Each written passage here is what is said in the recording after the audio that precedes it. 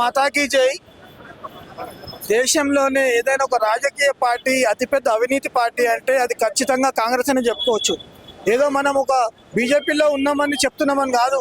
గతంలో చూసాము, ప్రతి డిపార్ట్మెంట్లో అవినీతి చేసి దేశాన్ని ఎంతో వెనుకంజ చేసిన కాంగ్రెస్ పార్టీ ఈరోజు ఇక్కడ చూస్తే రేవంత్ రెడ్డి గారు సభలు పెట్టి కేవలం గొప్పలు మాట్లాడుతున్నారు. వేరే పార్టీలను ఆయన క్రిటిసైజ్ చేస్తున్నారు తప్ప ఆయన నిజంగా న్యాయంగా కూడా పేదవాడు అభివృద్ధి కానీ, పేదవాడికి ఒక ఎంప్లాయ్మెంట్ విషయంలో కానీ, భద్రత విషయంలో కానీ ఎక్కడ కూడా చేసింది ఏమీ లేదు. ఈ రోజు ఇక్కడ చూస్తే హైదరాబాద్ కలెక్టరేట్ దగ్గర వాళ్ళకు మేము రిప్రజెంటేషన్ ఇవ్వడానికి రావడం జరిగింది. అదేంటంటే సబ్జెక్టు ఇవాళ వృత్తులకు 4,000 రూపాయలు పెన్షన్ ఇస్తానని ప్రామిస్ చేశాడు ప్రభుత్వంలోకి రాగానే. కానీ ఇప్పటివరకు ఈ 3 సంవత్సరాల్లో ఒక్క రూపాయి కూడా ఎక్కడ ఇచ్చింది లేదు. ఇది చాలా అన్యాయం. వాళ్ళంతా కూడా వృత్తులు, సీనియర్ సిటిజన్స్. సో ఇవాళ ధర్నా పరంగా మేము ఇవాళ కాంగ్రెస్ని, రేవంత్ రెడ్డి గారిని చేత కాకపోతే మీరు తప్పుకోండి, మేము చూసుకుంటాము. బీజేపీ ఒక నీతి నిజాయితీ గల పార్టీ.